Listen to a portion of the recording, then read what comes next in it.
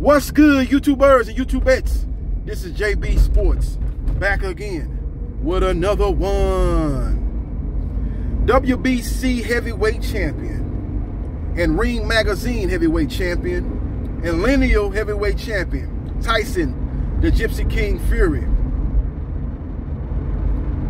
who's in the top 10 of the pound for pound rankings. You know, you don't see a lot of heavyweights in the pound for pound rankings, but he's one of those guys that has shown the skill set and the power now that he's learned under the tutelage of Sugar Hill Stewart, a protege of the late great Emmanuel Stewart, who teaches his craft out of Crunk Gym. You know, he's going to be looking to enter the square circle in the spring of 2022. They're looking at the month of March and the month of April. Now, his U.S. promoter, Bob Arum, says they prefer for Fury to fight in April because the month of March is a big month for U.S. sports fans, as that's the month of March Madness, college basketball. As basically that tournament gets the U.S. fans, sports fans, undivided attention.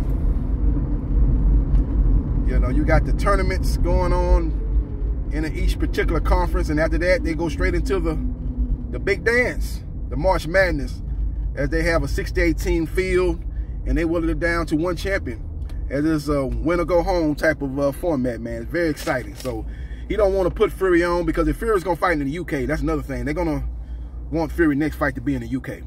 Fury said after the Wilder fight in the post-fight press conference that his next fight will be in the United States. Now, he will make that ultimate decision, but he says he has made his name, made his fame here in the U.S., beating Deontay Wilder twice, and he wants to continue that momentum. But according to Bob Arum, who's his U.S. promoter, he says his next fight going to be in the U.K. You know, he has two promoters.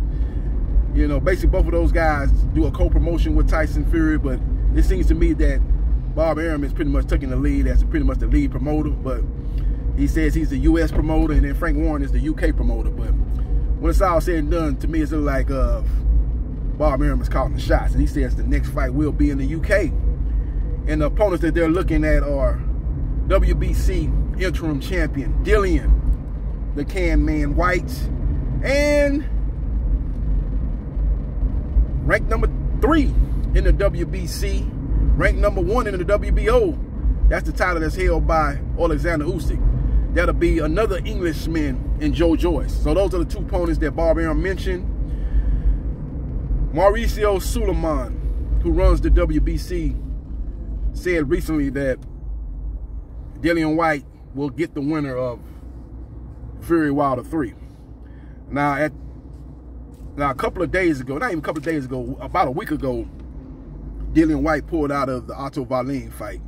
That was a voluntary fight, so he's going to be looking to go straight into now, since that he had to pull out of that fight due to a fugazi shoulder injury. The shoulder injury was fake. Don't believe nothing Eddie Hearn told you. Don't believe nothing Dillian Whyte told you. They didn't want to take that fight. I guarantee you, if he was scheduled to fight Tyson Fury, he wouldn't be pulling out of no shoulder injury. So don't believe that. That's just a way, they don't want to mess the bag up. That's basically what this is about. They don't want to mess the bag up. They got a big money fight on the line with Tyson Fury. It will be one of the biggest heavyweight matchups in UK history. And the trash talk is going to be epic, man. I really prefer Fury versus Whyte over Fury versus Joyce, due to the fact that Joyce, he's quiet, man. He's a good fighter. He actually might be a better fighter than Dillian Whyte. He throws punches. He's very slow now. He's slow as a broke-legged turtle. He's slow as molasses, but he's a fan-friendly fight. What he lacks as far as charisma, he makes up in the ring, man. Joyce is throwing a lot of punches per round. He's got to be one of the best volume punches per round in the heavyweight division. That guy's throwing punches. They coming slow, but they coming in bunches. He's got a good jab, and it'll be a good fight, man, because he's got a very good chin, too, Joyce. Very good chin. Very good chin. So his chin is much better than Dillian Whyte, but Dillian Whyte's going to be a guy that's going to sell the fight. He's going to sell the hell out that fight. He's going to talk shit to Tyson Fury, and he's going to take no shit from Tyson Fury, basically. He's going to basically respond to everything Tyson Fury says to him. So the press conference is going to be epic. They're gonna sell the hell out of that fight. By the time the fight does go down, if that truly is Tyson Fury's next fight, people gonna be excited in the build up of that fight, man. So we will see what happens in the week leading up into that fight.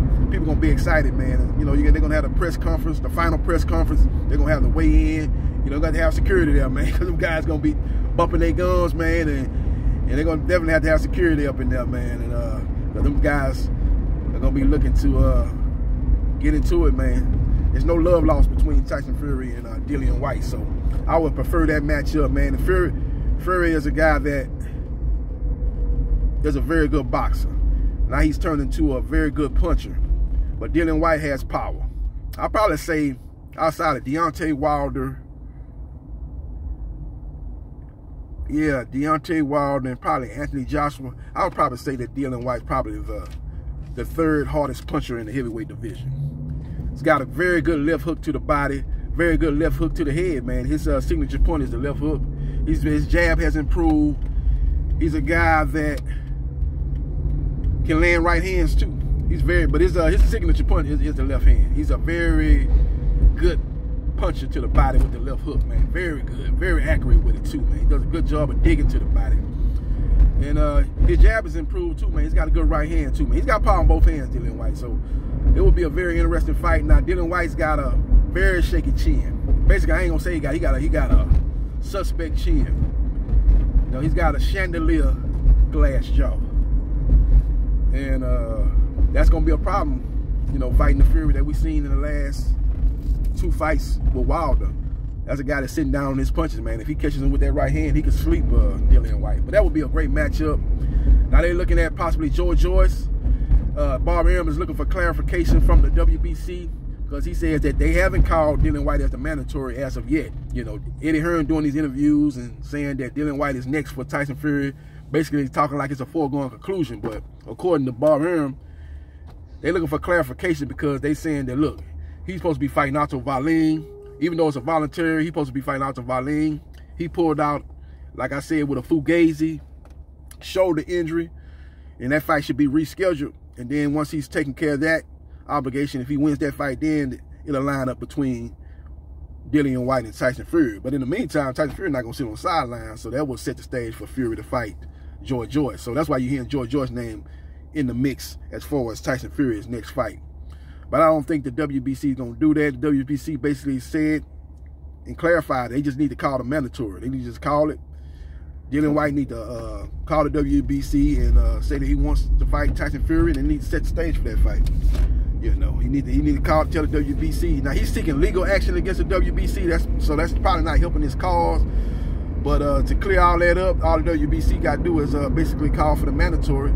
And if that's the case, we get Fury Whyte. Whyte drops his legal pursuit against the WBC, and then we get Fury versus Whyte in April of 2022. So we will see what happens, and we will see what transpires. But the matchup between Fury and Whyte will be very, very interesting. Some people say Fury will not fight Whyte like he fought Wilder, when he stepped to Wilder and basically backed Wilder up. He wouldn't do that with Whyte. And I'm like, why wouldn't he not do that with Whyte? You know what I'm saying? Basically, what Fury gonna do is he's gonna take Fury. He basically, outside of a couple of instances, he basically took the right hand away from Wilder. Fury, you know, Wilder was able to catch him, and when we caught him, he dropped him in the 12th round in the first fight, and dropped him in the first half of the fight in the first fight, and then he dropped him early on multiple times in the third fight. But outside of that, man, Fury did a good job of taking away Wilder's right hand, and he's going to be looking to do the same thing with Dillian Whyte. He's going to be looking to take away Fury's left hook to the body and left hook to the head. He's going to try to make Whyte beat him with the right hands, and that's going to be the key for Whyte. Whyte's going to have to set that right hand up. You know, Fury's going to be looking for the left, so Fury's going to be circling to his left to take away the left hand, and that's going to be right in line for Whyte's right hand to come into play. So that's going to be a very, very interesting matchup. That's going to be the key for Whyte. Whyte's got to use the jab. Whyte's got to not let Fury use his weight and his size like he did with Wilder. That's going to be the key to it too. Whyte has got to do like Shakur Stevenson did this past Saturday night. When Jamel Herring tried to bully Shakur Stevenson against the ropes, he ran into a brick wall. He could not push Shakur Stevenson against them ropes. Shakur Stevenson showed that he's very strong at 130 pounds. A lot of people thought that Herring had the advantage going into that fight, being a naturally bigger guy, but that's not what took place at that fight. And Shakur Stevenson was actually bullying Herring. And that's what Dillian Whyte going to have to do. He don't necessarily need to back Fury against the ropes, but he's got to not let Fury back him up against the ropes. Because once Fury got you up against the ropes, he can do all his little roughhouse, borderline, dirty tactics. And in the same scenario, it's going to play out that it got played out in the Wilder fight. It might get played out in an earlier fashion because Whyte has stamina issues. Unlike Wilder, he has stamina issues. He fades late in fights. He did that in the Joseph Parker fight. You know. He did that in the Oscar Rivas fight. He faded late. And he actually did that in the Chisora fight, the first fight, faded. So he's a guy that does fade. And that's what guys that wasn't really doing what Fury is known to do, is lean on you and roughhouse you, put you in the headlock and throw elbows and throw a lot of rabbit punches behind the head. That's another thing Dillian Whyte going to have to watch out for. He's going to have to fight fire with fire. Once Fury start throwing those shots behind the ear, in the back of the head, those rabbit punches, Dillian Whyte's got to do the same. He got to say touche and do the same. You know what I'm saying? Don't be looking to the referee, complaining to the referee, because it's obvious when you look at the last two Wilder fights that the referees are not warning Tyson Fury. I don't know if Tyson Fury is so crafty with it that they're not picking up on it, but Dillian Whyte and his team need to alert the referees going into that fight about his dirty tactics and to look out for his tactics. You know, when referees come in and give you instructions in the dressing room before the fight, his team needs to alert the referees, say, hey man, look out for the rabbit punches, look out for the elbows, look out for the headlock, look out for him leaning on me when you're trying to break us up, when we get tangled up, look out for all that. You need to warn this guy, man, and start taking points if you don't heed your warnings. They need to bring all that into play. You know, I don't know if Wilder did that in the dressing room in the lead up to the third fight, but Dillian Whyte definitely, and his team definitely need to do that. So we will see what happens. We will see what transpires. But I'm looking for Fury to beat Whyte, stop him late in that fight.